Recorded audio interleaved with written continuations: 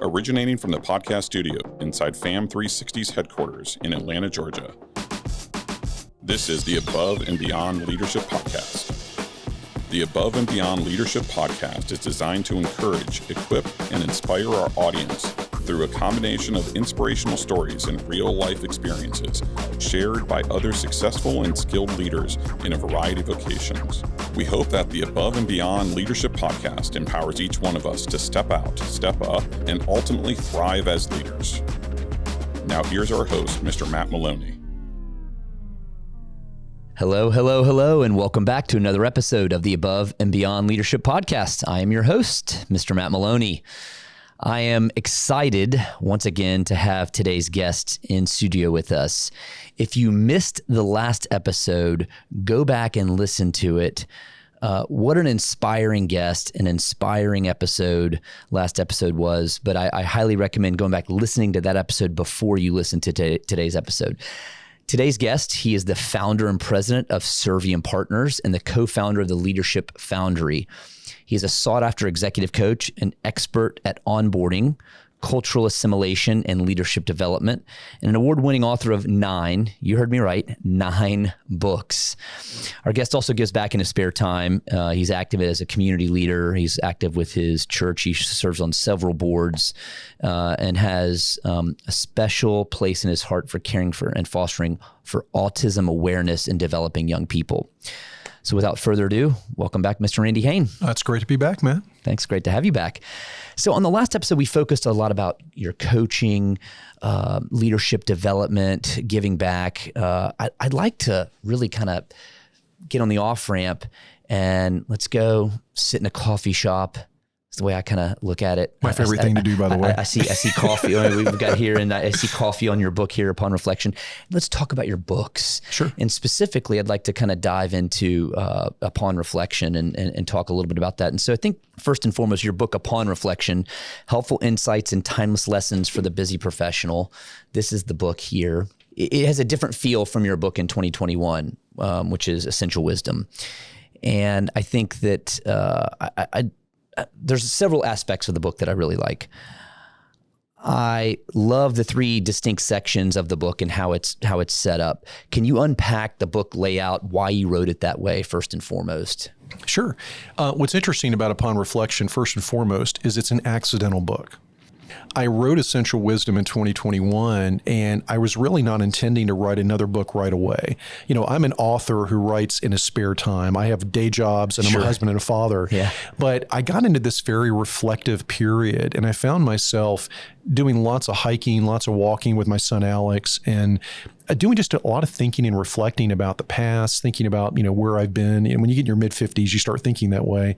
And before I knew it, I had written chapters and several blog posts that the theme that brought it all together was reflection. And I said, I think there's a book here. Yeah. So when the book was starting to come together, what came out of it pretty quickly were 3 distinct sections to answer your question. The first section is about looking back at the past and reflecting on not only successes and the great times, but also struggles and failure. So I wrote a section at the beginning of the book on all these different experiences that I've had or I've observed in others, just to give people a feel for what is it like to live a life, but also think about what you learn from that life. The second section will remind readers of essential wisdom, all new topics, but very practical topics on, how do we uncover the normalized defects in our workplace? How do we invest as leaders in our teams? We talk a bit about ask, listen, and invest. So that middle section will look a lot like essential wisdom, and it's very practical. But the final section, I was actually very proud of, because it just came together as me thinking about what does it take to be a good human being. So I pulled together stories, my own and observations I've made about others, about things that really matter. And I talked about gratitude and generosity and kindness and civility and things that, quite frankly, we don't talk about, and we certainly are struggling to show in today's really polarized world. Yeah. So the way the book came together, it's not a book about how to reflect. It's a book about the fruit of reflection. And how that produces and manifests in your life. Well, in the first chapter, I think it's Savor the Moment. Yes. Right. Tell us a little bit about that. I really like that. So last summer, my family and I took a vacation out west, and we went to Las Vegas, Grand Canyon, and Sedona, Arizona. Now, nothing against Las Vegas, but I've checked that box. I don't want to go back. Yeah, right. But the trip to Grand Canyon and Sedona was unbelievable. I went to the Grand Canyon as a young man. It had been 30 years, but it was great to bring my family there. And beautiful weather. God's handiwork is everywhere. Oh, it's amazing. And we just had the most incredible time. We really just we all felt like we were slowing down and living life in real time. But when we got to Sedona, if you've ever seen the movie Cars, well, all those rock sculptures, that's modeled on Sedona. Yeah, that's right. It is. So everywhere you look, you see this beautiful, again, God's handiwork, I call it. And during that time, all I could think about was just being present with my family. And the very last night we were in Sedona, I'm the geek in my family that loves to see every sunrise and every sunset every time we travel. I get up at 4 a.m. to go see the sunrise and sunset. I want to see it. Yeah. And we were at dinner in Sedona, and I thought, we're going to miss the sunset. So we got everybody in the car, and we drove and we drove up into the hills to something called the Snoopy Rock. And it's where Snoopy's on his back. That's right. Yeah, Snoopy Rock, yes. And we went up in the hills around Snoopy Rock, and we got to this viewing area, and literally there was probably 1 minute left. The sun was just about to go down. And it was one of the most beautiful pictures I've ever seen. And it's actually in my office in a framed picture. And in that moment, all I could think about was the love I had for my family, the gratitude I had for the blessings in my life. And I didn't think about work one time. And to me, that was the pinnacle of savoring a moment. So I wrote about those experiences, and also, quite frankly, about all those years where, I was on vacation checking email, or when I was, kind of living in the family world, but also had an eye on the work. Yeah. And I regret those times. Maybe I could justify it, but I don't want to. I just want to live in a world now where I'm being present with my family when we're not working. Yeah. Being present. Yes. Right. In the now. Yes. It's so important. And we are, you're right. I mean, we're guilty of being distracted because there are real challenges, real problems back at work or back, wherever we're at, but we miss that. And I think we've lost that generationally. I mean, 2 or 3 generations removed of really being able to be present. And part of that is the challenge because of all the distractions. Well, I love that. I appreciate you sharing that. That's a great story. And I've been to Sedona and sat there and seen Snoopy Rock and watched the sunset in Sedona, and it's spectacular. I mean, the myriad of colors and the Pantone. I mean, it's breathtaking. I think my company could be headquartered there in the future. Let's stay tuned. Yes, no doubt about it. You and me both. Well, one of my favorites is chapter 3, when leaders embrace the abundance mindset. Tell us about that chapter and why does abundance, or that abundance mindset, why is it important? Why does it matter? Well, Stephen Covey, when he wrote 7 Habits of Highly Effective People, kind of introduced this concept into the business landscape. And we started understanding that the way he defined it is, if you look at life as a pie, people that operate with abundance always think, hey, there's plenty of pie. Here's a slice for you. Yeah. People that operate with scarcity worry about not having any pie left. And they're always thinking about, how do I hoard it and how do I hold on to it? So I want to give you 2 examples, 2 quick stories. Here's an example of scarcity. A leader reached out to me as I was kind of working on that chapter, and she's a very senior executive at a big client of mine. And she said, hey, Randy, I heard about you and I want to get you to work with me and my team. And as I was asking questions, kind of going through my query phase, she was working 60 hours a week. She was frustrated, actually feeling animosity towards her team they were making demands of her, and she didn't have time for them, and they were bugging her. And it was just this stress conversation.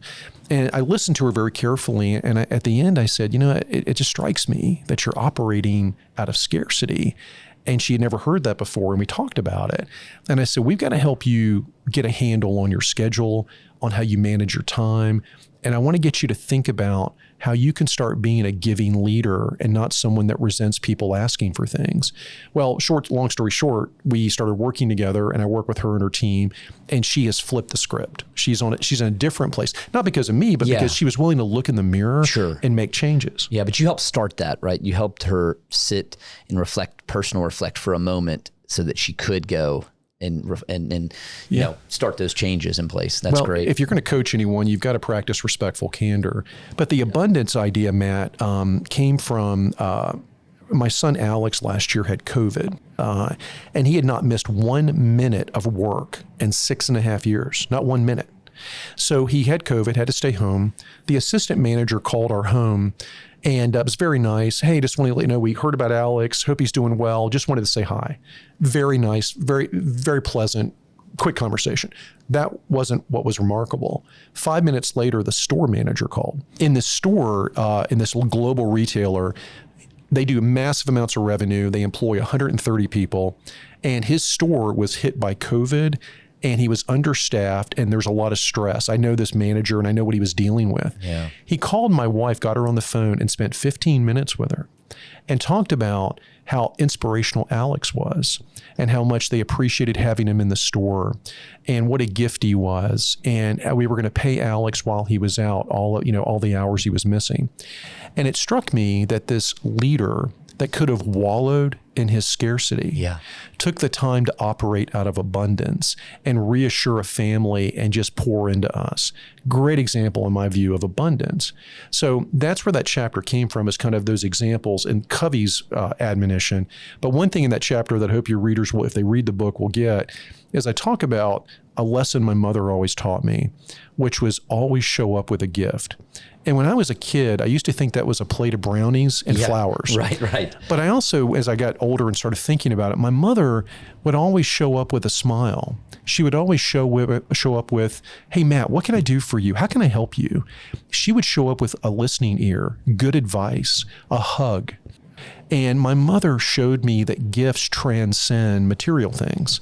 So I always try to show up with a gift. When I met you today, I brought you a book, because I never want to show up without something to show. I care about you. I want to give you something that shows that. Yeah, that's good. There's a book that's about gifting, about that, and the art of gifting and what that really tells and how that really shares with the other person, your adoration for them, if you will. In section 2, practical lessons for the busy leader, you wrote about three things all leaders should be doing, right? And that chapter seems particularly relevant in today's world. Can you just kind of expound upon that a little bit for the... Sure. It's something that I think you and I have chatted about in the past, and it's this idea of ask, listen, and invest. And it's this idea that, when we're working with people around us, doesn't matter what size company you're in, how big your team is, but you always want to think about asking the right questions, be specific, ask people, what's going on? Tell me 3 things you're working on. What are 2 things that I could do better as your leader? And then listening carefully to what you hear, and then making an appropriate investment in helping them achieve their goals. So I think if all leaders practice that, especially in today's world, the work environments I encounter are stressed, anxious, challenged in a lot of ways. And our leaders have a responsibility to be having that conversation with their people. So that's what that chapter's about. That's good.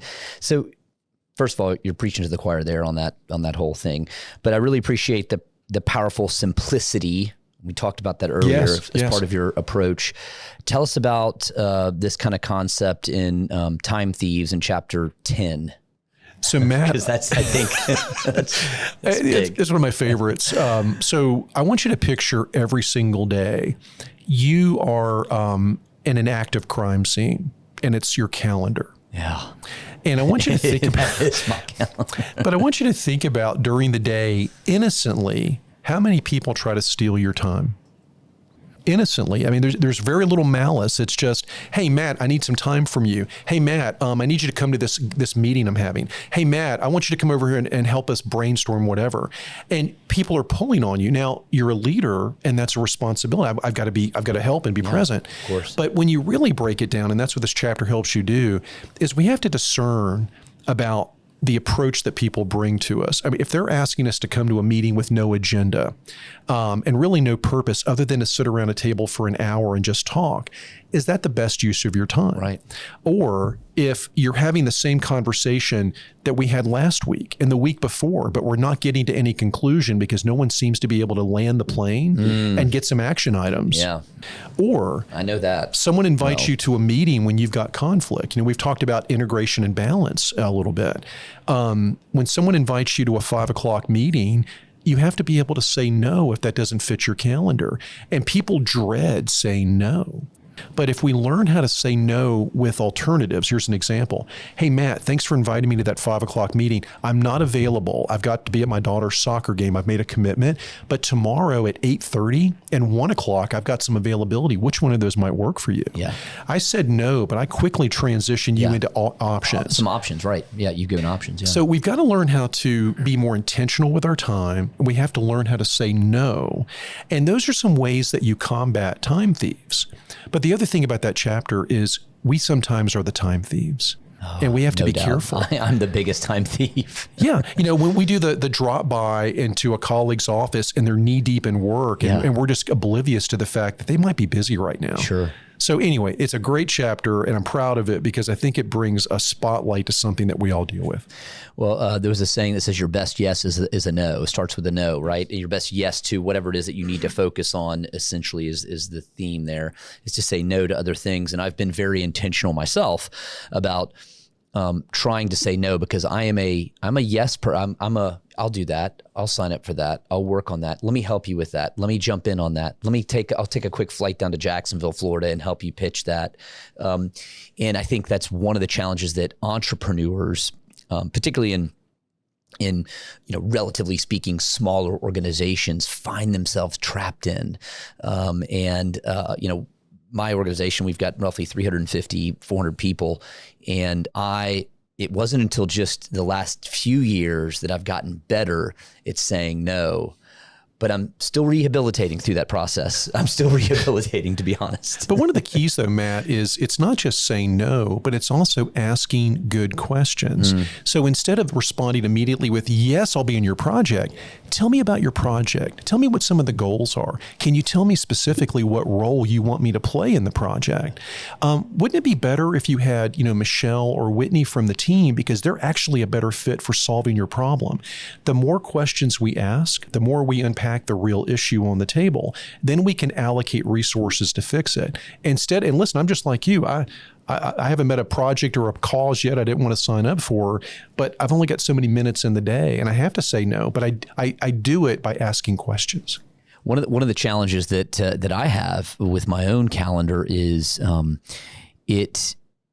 there are a number of commitments that I have, right? Whether they're with our executive team. And so we've got commitments that, hey, we will not change these off of our calendar. Sometimes we have to move them for certain reasons if somebody's in an airplane or something, or my commitment to things that I'm going to do for my family. I'm a coach. I'm a youth sports coach for my son's team and have other commitments. But I'll find sometimes where if I look at my week, this week's actually a great example. I look at my week and somebody needs to talk or wants to talk. I literally don't have time. One thing to think about there, Matt, is if someone is really needing to speak with you or wants to meet with you and you weigh that and say, I need to make time. I just need to be creative. I often say, and I didn't do this 10 years ago, but I do it now. Hey, listen, I live in Roswell, and the only thing I can make happen is Scooter's Coffee on West Crossville Road at 7 o'clock on Monday. Yeah. And I know it's not super convenient for them, but they're chasing me to get something. So I will give you something, but I need you to meet me in a convenient location. Yeah. Sometimes I meet people on Saturday at 7 a.m. I'm up anyway. My family wakes up at 8:30. Yeah. I will give you a little bit of that time if you're a friend or someone that I want to spend time with. Yeah. So it's sometimes steering them into convenient locations and times and not feeling guilty about it. Yeah, that's good. That's really good. So chapter 12 addresses the power of self-discipline. And maybe this is a derivative of that. So helping, helpful routines, intentionality. This is critical for every not just every leader. This is really critical for every person having self-discipline. Talk about that a little bit. In my life, if it's not scheduled, it's not going to happen. But let's broaden that. I'm talking about scheduling everything. I schedule my prayer life, my writing time, my time with my family. It's on the calendar. So, and the reason I make that distinction, I bet everybody listening today is amazing at scheduling the work stuff. I bet all of us have our meetings, no problem. But this is the dilemma. When we don't schedule the other important areas, those other areas get the scraps of time left over from our busy work days. What if we change that and said everything gets scheduled that matters to me? You and I have spoken in the past about priorities. We say these are the priorities, but where we actually spend our time is maybe the reverse. Mm-hmm. So if you care about prayer, if you care about investing in others, if you care about exercise and all those things, self-care that we need to do, they need to be on the calendar. And if you schedule those first and then schedule the work stuff, the work will get done. Yeah. But we've got to make sure that the other things get a priority. So this idea of intentionality, I learned it honestly from my father, who was a drill sergeant in the Army before he met my mother. So I got it honest. Yeah, right. But my day is very structured. But I even schedule I schedule air in my calendar, believe it or not. I will have 2 30-minute windows where there's nothing scheduled because I want the freedom to walk around my office, take a walk around the neighborhood, do whatever I want to do. So I schedule everything, including thinking time. Yeah, it's funny. I've had to do the exact same thing, and probably started that maybe 3 or 4 years ago, where, my prayer and quiet time, right? Early in the morning, mm-hmm. it's blocked off on my calendar. My family dinner time, mm-hmm. blocked off on the calendar. Now, truth be told, because of the different things with kids everywhere, we're not always having dinner together. Sometimes we're not having dinner together. We're running I've lived kids your around. Life, yes. Yeah, but it's still on there. Mm-hmm. And then I have these block times. They're purple on my calendar. Do not touch. Now, every once in a while, I'll allow things to creep in, but I'm trying not to do that because I need that time just to think, okay, what do I need to take care of? Or maybe I just need to go out and walk the lake outside and just think about some things. And you also need to know your body and your mental rhythms. I am a high-functioning introvert. So I've got lots of energy in the morning. Caffeine helps for sure. But I can tell you by 3:30 and 4 in the afternoon, I'm kind of done. Yeah. I'm very intense with people during the day. So what do I do at the end of the day? I actually schedule a 2 or 4 mile walk with my son, Alex.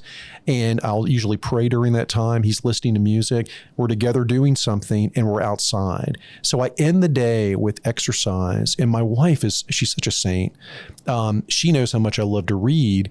And we figured out that, we usually eat dinner 6 or 6:30. She's really encouraged me to take a 30-minute window after I walk and shower to sit in my office and just read in my comfy chair for 30 minutes. And I love to end the day that way. So I brought that into my routine. It's a great rhythm. Yeah. I love that. All right. So we've covered a lot of the book. I did want to talk for a minute about, I guess, more of a heartwarming section of the book. And it's being good humans. And I think the last chapter talks about fostering civility, right? Tell us about that, because I think that it's so important in our connection with other human beings and having and fostering that mindset of civility with others, particularly with people that you might even be having conflict with, right? Where there's conflict present, but you need to have that civility. But just tell us about that a little bit. That is the unintentional chapter in the unintentional book. So I was getting ready to send the book off to my editor for final edits. And I get a phone call, which in itself is weird. Nobody calls anybody anymore, text or email. But sure. So I get a call from someone who is not a friend. They're a friend of a friend, kind of an acquaintance, and we do similar work. And I've known of this gentleman and met him a couple of times. We've known him for years. And I answered the phone and he said, hey, Randy, it's, so-and-so. And he said, I want to ask you some questions about something that I think is really important that we need to all be thinking about. I'm like, I'm intrigued. Tell me more. And he said, and it was very interesting, I know you to be a reasonable man.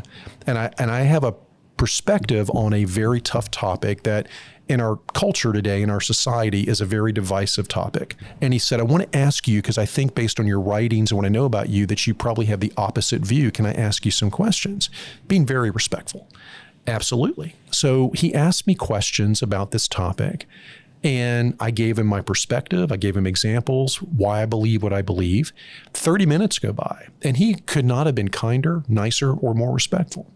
So we get to the end and I said, to be fair, help me understand your perspective. So I asked him questions, and very different mindset from me, but I asked, and I could tell we were both on our best behavior. Yeah.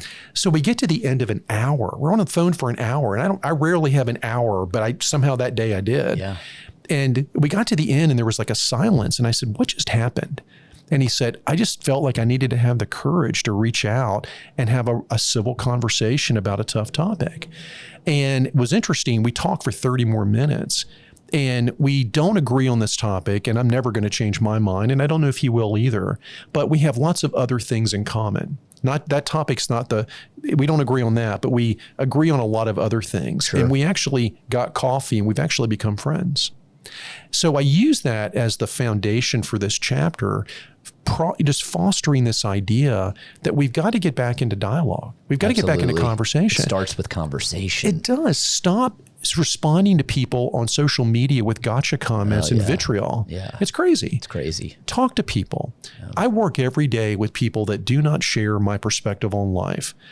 I know what I believe and who I am, but I treat everybody with love and kindness and respect. Every day I engage with people that don't see the world the way I do, but I meet them where they're at, and I'm willing to listen to anybody. I just ask for the same in return, but I treat everybody the same. So anyway, that chapter I thought was a really great way to end a section on being a good human, because we've got to bring civility back to our daily world.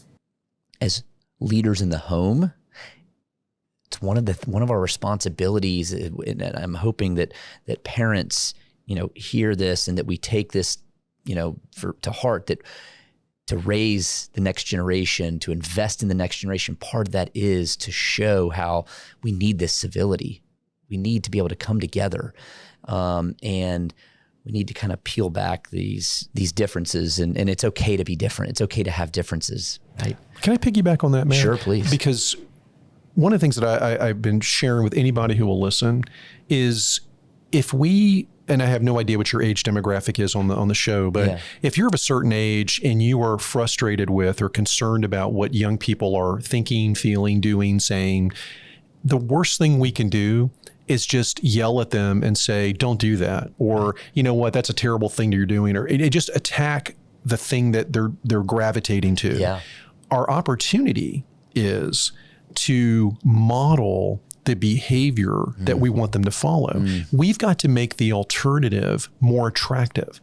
We've got to make marriage attractive. We've got to make joy, civility, virtue, valor, all the things that we care about, character. We've got to make those things more attractive than the alternatives out there. Yeah. So if you don't like where your child's drifting politically, and show them that what you believe is more attractive than what they're believing. What we do, though, is we fall into attack mode. Well, that sucks. That's terrible. That's horrible. Right. Instead of saying, hey, I'm really excited about what I'm doing. Let me tell you why, and live it. Show it. Demonstrate it. Love it. At the end of your life, when the books are written about Randy Hain. What a boring book that would be. What do you hope that the author shares with the audience about who Randy Hain was and the impact that Randy Hain had? I want to be seen as and recognized and remembered as someone that loved his family, served God, and took care of everybody that came into his care. Wise. Thank you, Randy Hain. Thank you for being on the podcast with us. Thanks, Matt. It was a pleasure. It was a pleasure of mine, and I know that our audience got so much out of it, and I appreciate you taking time out of your busy schedule to join us today. I'd like to wrap up with this quote. A leader isn't someone who forces others to make him stronger. A leader is someone willing to give his strength to others so that they may have the strength to stand on their own. That quote is from Beth Rebus. To all of our subscribers and listeners out in podcast land, I hope today's episode was both empowering and inspirational. Until the next episode, I pray that our daily lives are filled with opportunities to lift others up as we aim to go above and beyond. Thanks, everyone. Our executive producer and host is Matt Maloney, President and CEO of FAM360. Strategic Communication Coordinator, Michelle Ducato. Production assistance by Tin Dog Studios. Director, John Berland. Creative Assistant, Whitney Berland. Theme song, Connecting Dots by Curtis Cole, provided by Artlist. Please subscribe today And don't miss any of our weekly episodes.